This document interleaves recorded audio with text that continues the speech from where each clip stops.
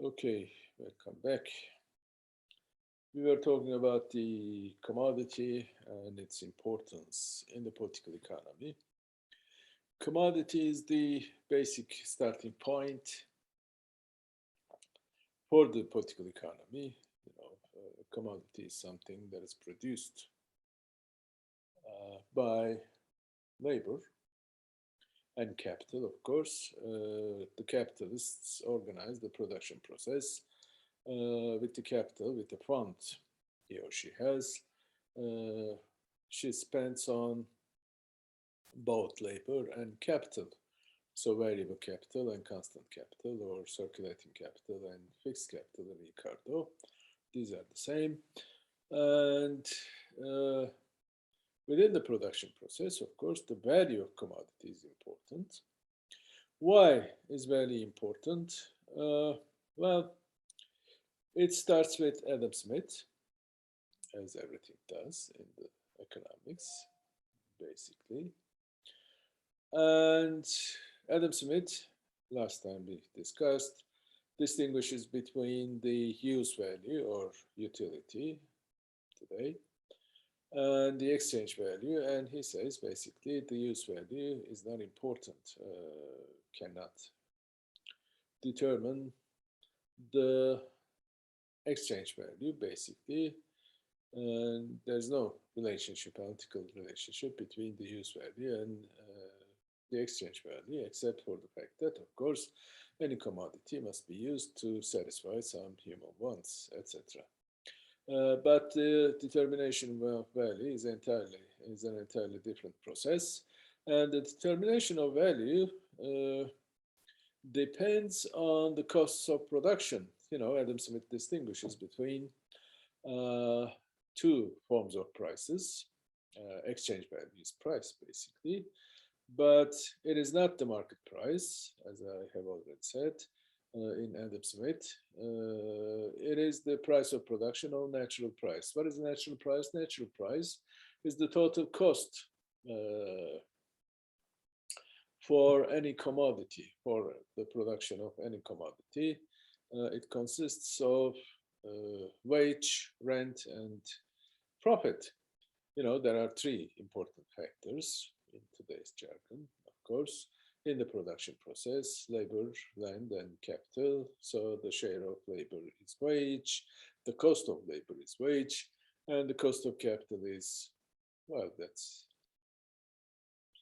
put this aside for the moment. The cost of land is rent to be paid to the landlord. And the profit is a form of surplus item.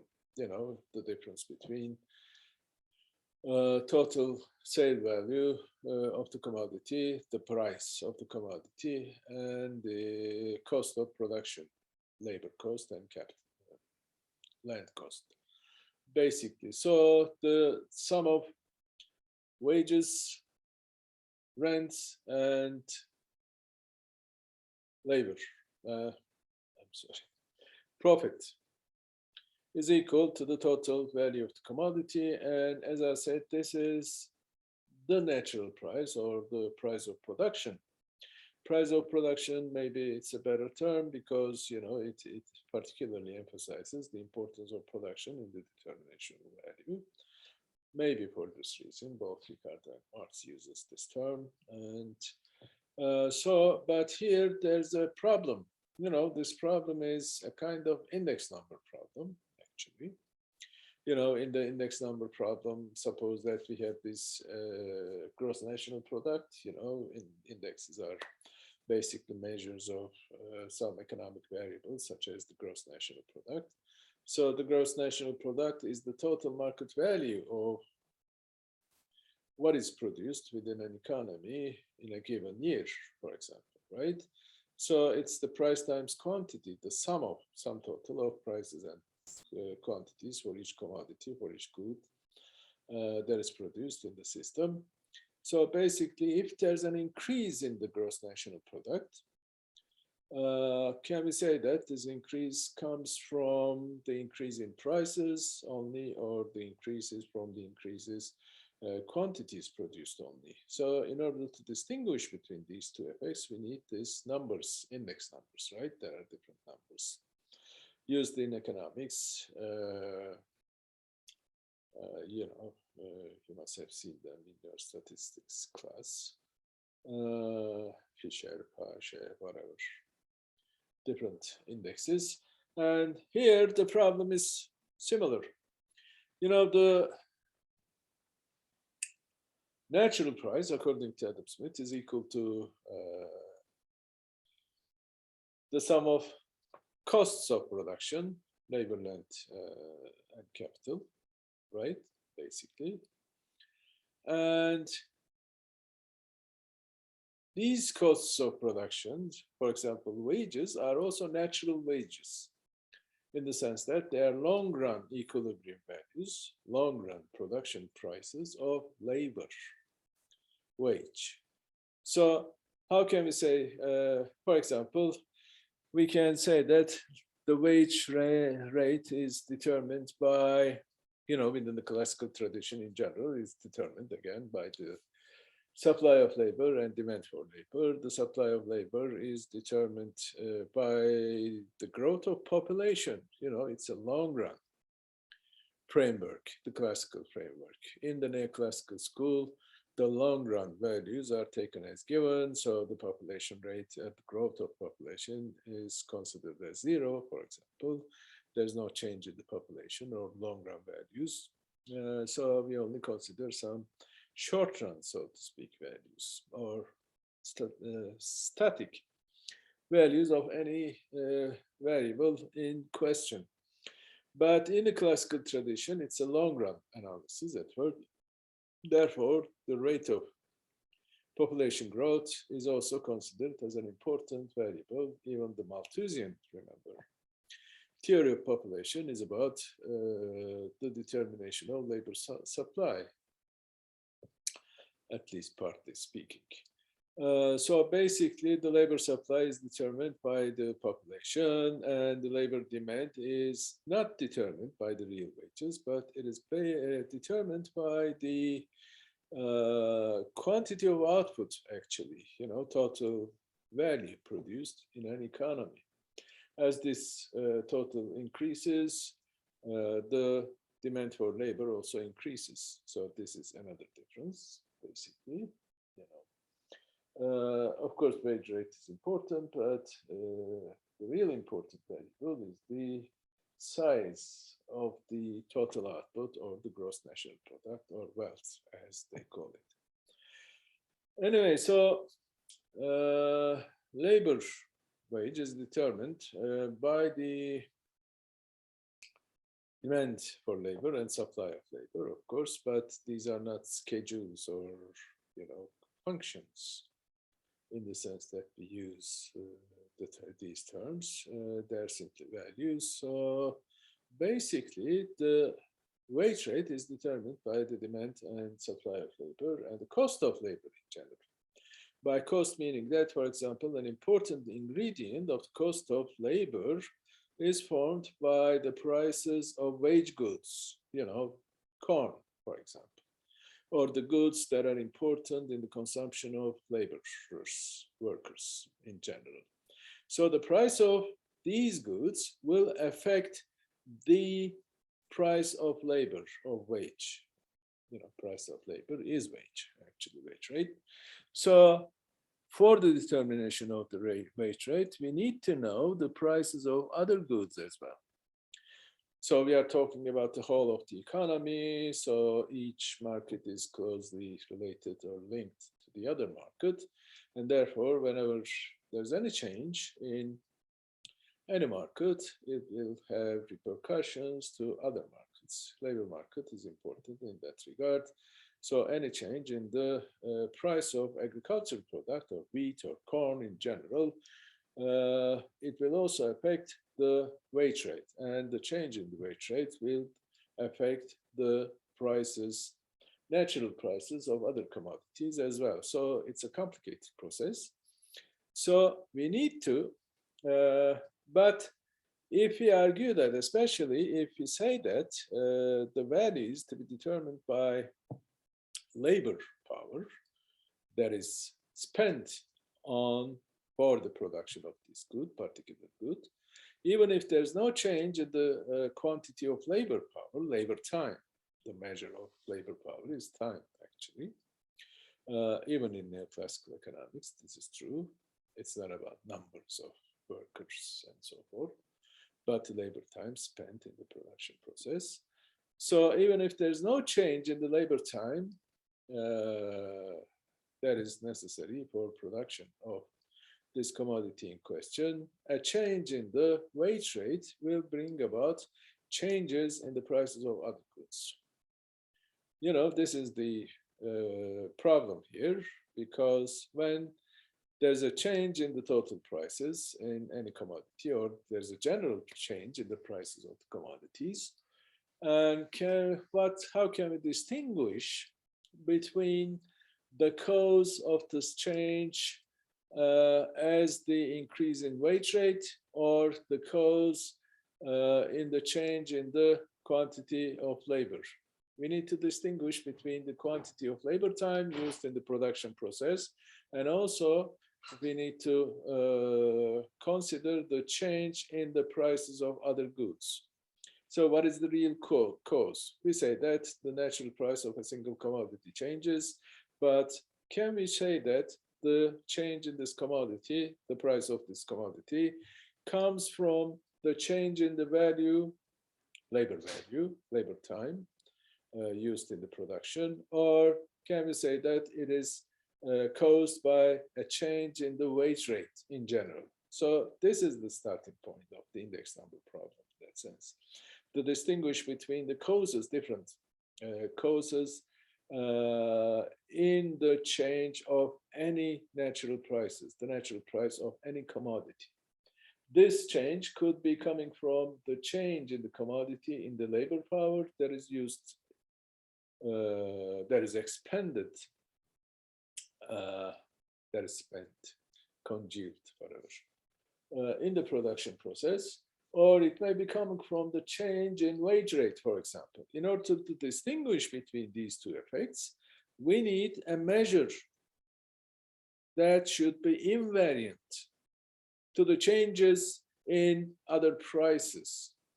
This is the invariant measure of value problem. It's an index number problem, as I said. You know, there's a change in the general structure of prices, natural prices, and if we want to understand the cause of this, it may be coming from two different sources. One is the change in the labor power used in the production of this commodity. The other is the change of the prices, other prices that form the component of the costs items of the good in question or commodity in question. So in order to distinguish between these two effects, these two different sources, we need an invariant measure of value, which is labor. This was, well, in Adam Smith, it's a bit complicated. He starts using different measures of value. First, he says that, you know, wheat or corn in general could be a measure for value, but this problem also persists for agricultural goods or wheat as well, right? So if there's a change in the price of wheat, this change may be coming from the increase in wages or capital costs, etc., which are themselves prices. So here we explain a price, a particular price, with some other price. So these other prices are also subject to change, and these change in the other prices may come from the changes of still other prices, etc. So we need a simultaneous equation system, maybe, in order to solve this problem. This is exactly what is done in the Walrasian or even Sraffian general equilibrium model. But within the classical tradition, there's no such tool that was used. Maybe they were not aware of the existence of such an opportunity, or maybe it's a matter of choice, I don't know. But still, they did not choose to solve this problem by constructing a general equilibrium model in which the change in any one price will affect the other prices at the same time. So solution for the prices should be on the basis of a simultaneous equation system, as in the Waller's general equilibrium system. But still, there's also another maybe reason for this choice, because the classical writers, did not believe in the importance of utility or subjective valuations in the determination of value. So for them, there was no such an option, maybe. This is also true for Marx as well. So there are two problems here, each related actually. One problem is that you cannot explain the determination of any single price with other prices, because every price is subject to these kinds of valuation. If there's a change in any one of these prices, it will affect the other prices. If there's a change in wages, it will change the price of this commodity, but in terms of the value theory, it will not affect the value. But at the same time, a change in the value, quantity of labor that is used in the production of this particular commodity, if there's any change in the value, the market price or the price of production actually will also change. So what is the real source of any change in the price, natural price of a single commodity? You know, wage rate is a natural price of the labor factor. And this wage rate is determined by the prices of wage goods, among other things, of course. And if there's a change in these other prices, the price of wheat, for example, we may ask, what is the real cause in the change of the price of wheat, for example? It may be coming from the change in labor that is used in the production of wheat, but also it may be coming from other sources, such as the change in any one of the components of the cost of production of the wheat in general. So if you want to find out the value of any commodity, you have to distinguish between these two sources, which means basically you cannot explain a specific natural price of any commodity on the basis of prices of other commodities. So we need a different measure, which is not the price itself, but which is capable of explaining the price of the commodity in question. This is the labor theory of value. So by labor theory of value, of course, I mean the source of value. These are two different issues, actually. You know, one is the source of value, the other is the measure of value. What do I mean by this? For example, Keynes, in his general theory,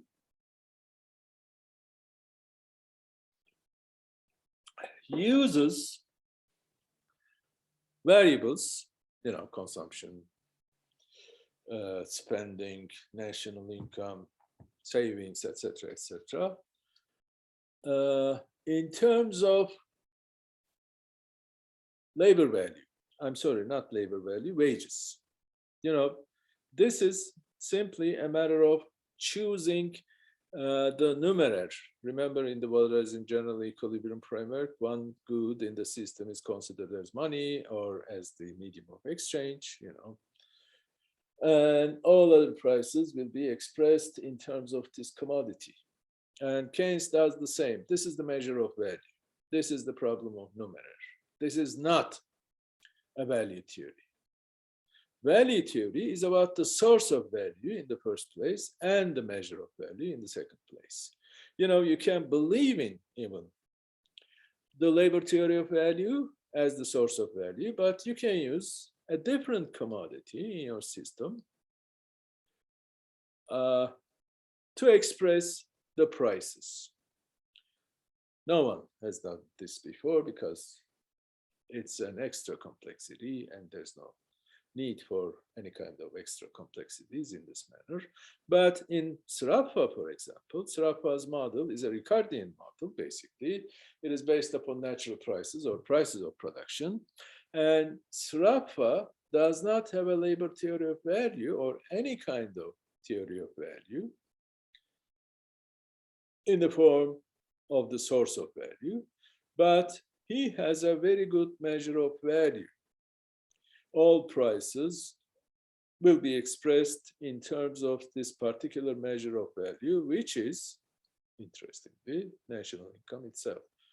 Sraffa defines a basket, so to speak, of goods and services, and each good has a particular weight within this basket of goods and services.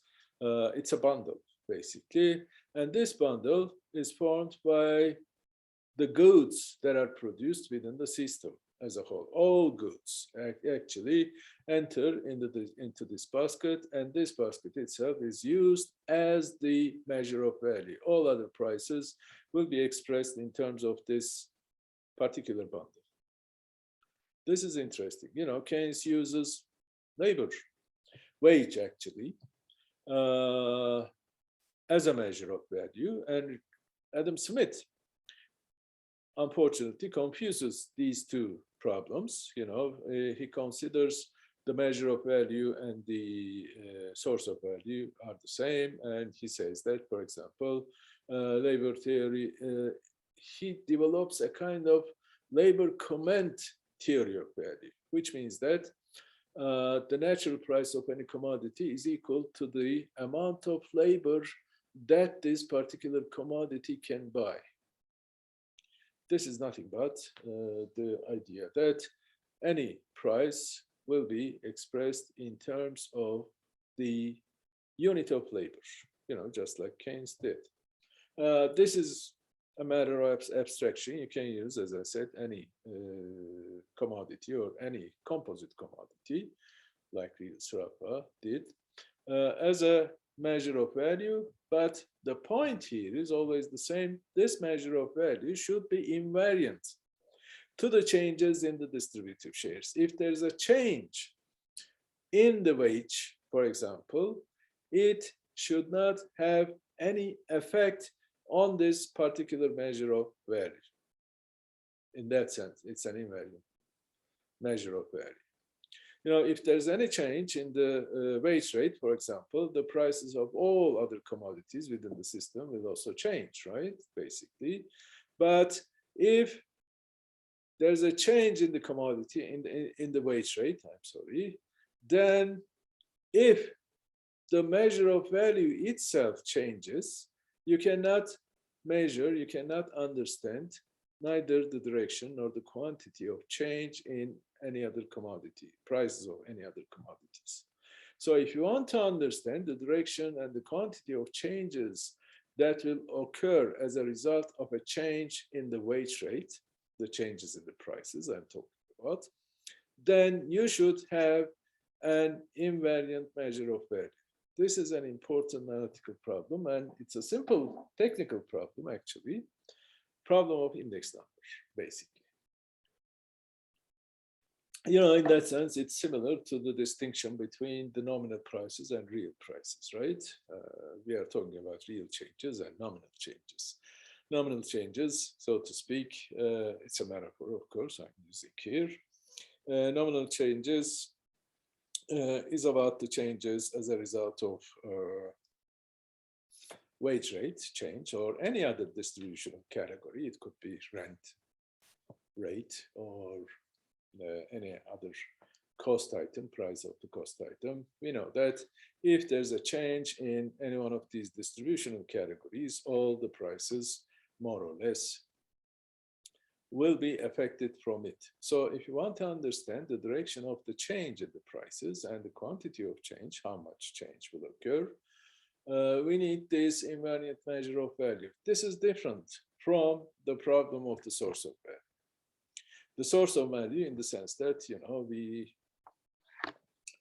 have to have a source value is equal to the amount of labor time that is spent on goods and services. The usual term that is used for this is congealed or crystallized, bestowed sometimes within the commodity. You know, the value of the commodity is equal to the sum of, in the Marxian tradition, of course, equal to the sum of the value of variable capital, labor cost, the value of constant capital, capital cost, and surplus value. They are all expressed in value terms. Here, both the source and the measure of value is labor power, labor time. The quantity of labor power is measured by time. So labor time. What kind of time are we talking about here? Socially necessary labor time, according to Marx. What does it mean to say that socially necessary labor time? It depends on the technology.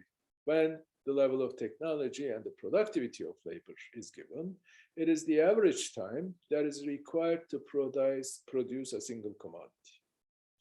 So it doesn't depend on the willingness of the worker to work or unwillingness to work. Some of us may be lazy, some of us may be more happier to work, etc. This has nothing to do with this. We are talking about the average productivity within the economy, which is a function of technology, basically production technology. Therefore, when these are given, so it is natural, it's normal to take this as a kind of given. So it is the socially necessary labor time, the average labor time that is required for production of a commodity. So this is the value. And the source of value is labor time, and also the measure of value is labor time here. But in Adam Smith, for example, the measure of value is labor time, in terms of the quantity that can be bought by a particular commodity, basically. But the source, the problem of the source of the value is not clear because Adam Smith could not solve it. And same applies to Ricardo. Ricardo is very careful about distinguishing between these two things, but in the end, he argues that he is forced, maybe, to accept that gold or money is the measure of labor time if we assume that capital labor ratio for the production of gold is equal to the average capital labor ratio that prevails within the economy. It's an arbitrary assumption. There's no such thing, of course. So why he's forced to accept this? Because it's really a difficult problem. But again, maybe you may not need a value theory in the sense of the source of value as Sraffa does. Sraffa does not have a theory of value in that sense, but he has a perfect invariant measure of value, which is the composite commodity he calls national income. So this is important, but this has actually nothing to do with your political or ideological standpoint. We usually think that Marx has this political agenda because, for this reason, he adopted labor as the source of value.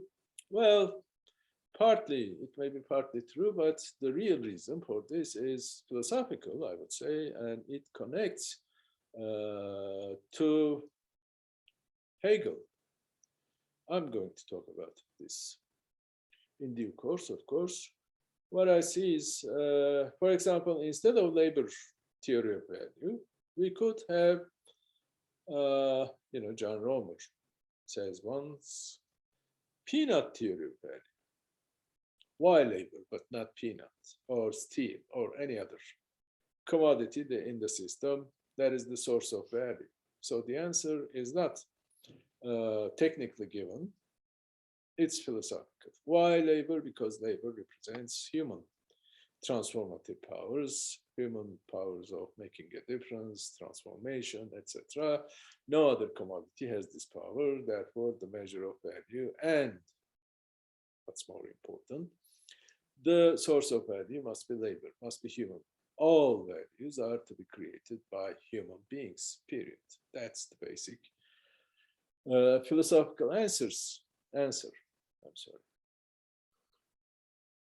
Anyway, this value problem is a tricky one, but you have to solve it.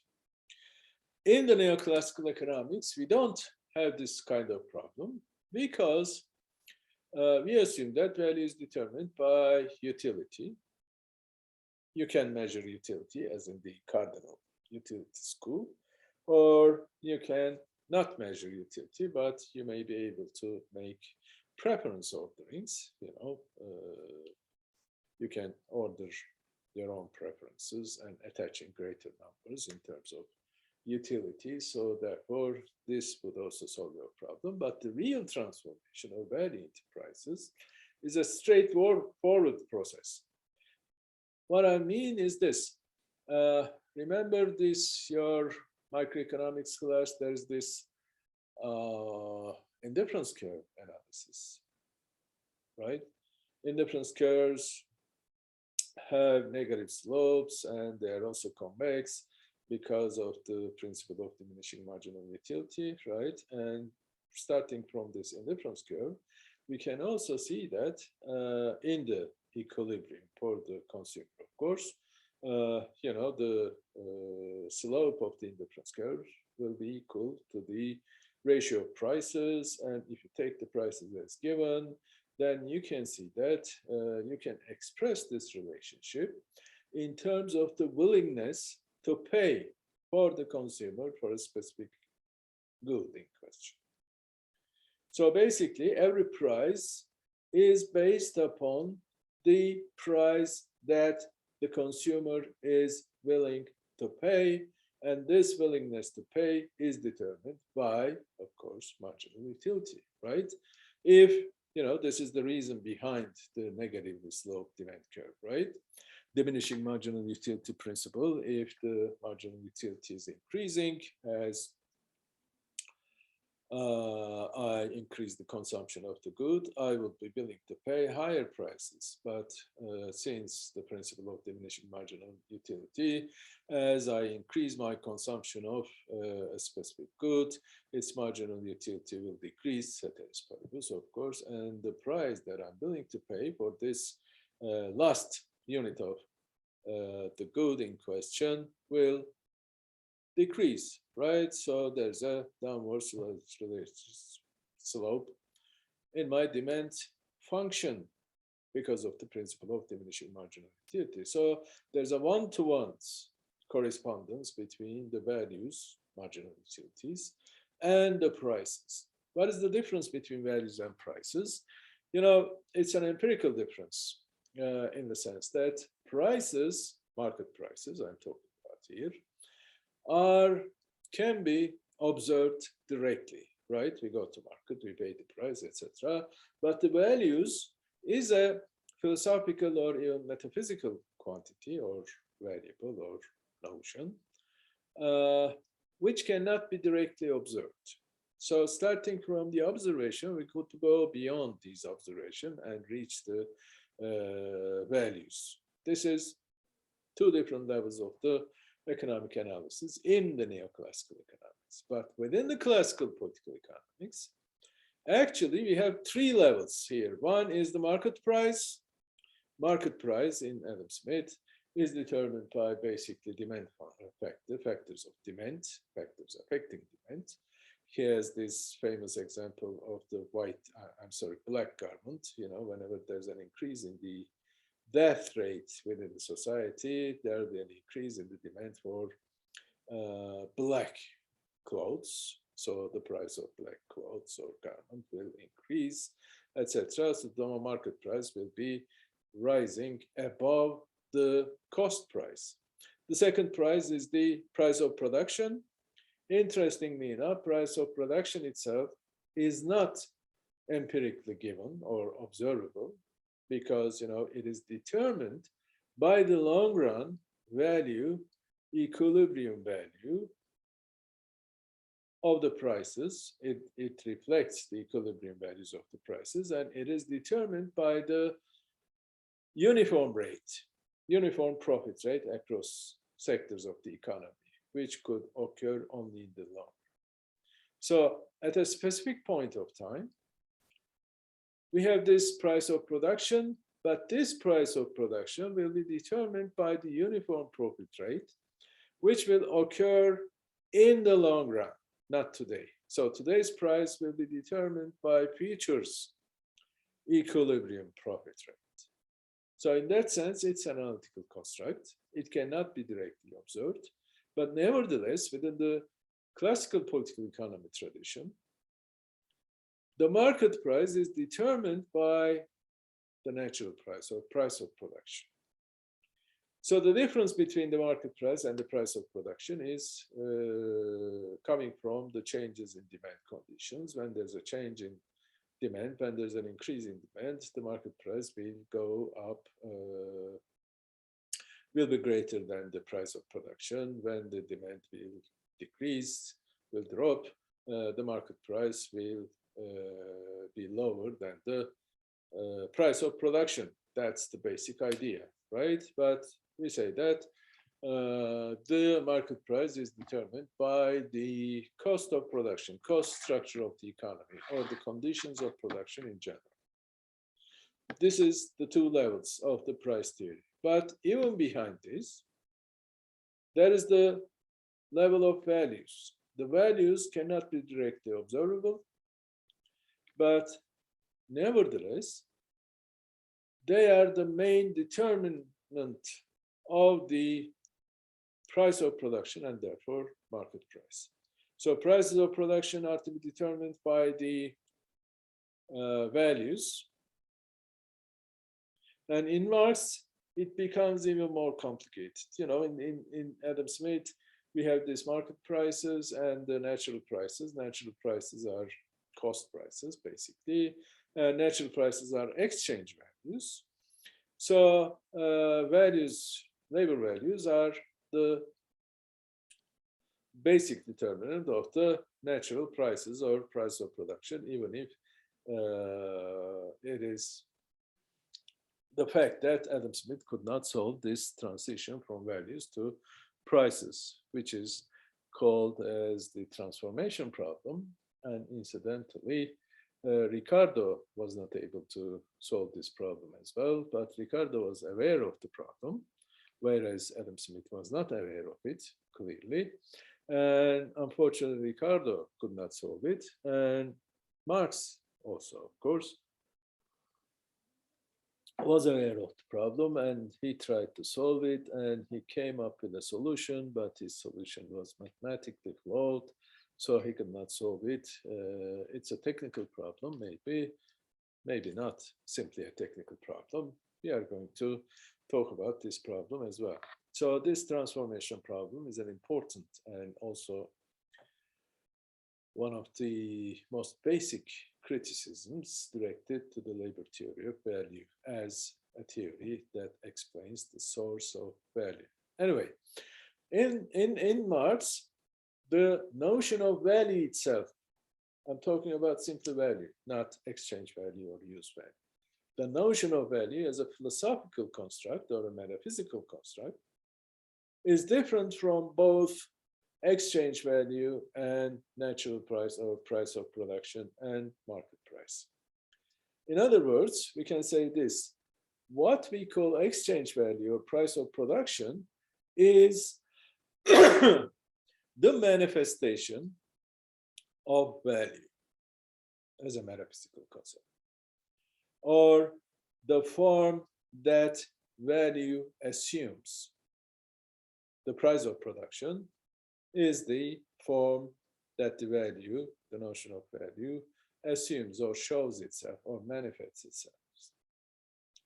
And the price of production is again different from market price, as in Adam Smith. So it's a very complicated picture. And again, this is a philosophical problem. Again, this also connects to the Hegelian metaphysics in general, I would say. So this is an important theory. But the real problem is that, in neoclassical economics, there's a one-to-one correspondence between values, marginal utilities, and prices. But unfortunately, within the classical tradition, it's a more complex relationship that exists within the level of value and the level of price of production. Part of this problem is the technical aspect of the transformation problem. But even apart from the transformation problem, we have other philosophical problems associated with this notion. Anyway, so the value theory, the value of a commodity. Commodity is the single starting point if you want to understand the working of capital, capitalist economy. Capitalist economy, the wealth in capitalist economies appear at first sight as the collection of commodities. But if you see the working capitalist economy only in this way, if you confine your analysis within commodity, you cannot uncover the real hidden realities in the working of this. So part of this is the determination of value, but even from a more general perspective, we have to consider relations among commodity, capital, and labor. Each of these are also social relations. So we are talking about social relations and relations among social relations, which Marx talks about the real problem, problematic, so to speak, of political economy. Political economy is about relations among individuals, among people, and also relations among social relations. So it's a more general picture, and an important part of this picture is the determination of value. Maybe it's better to stop here again.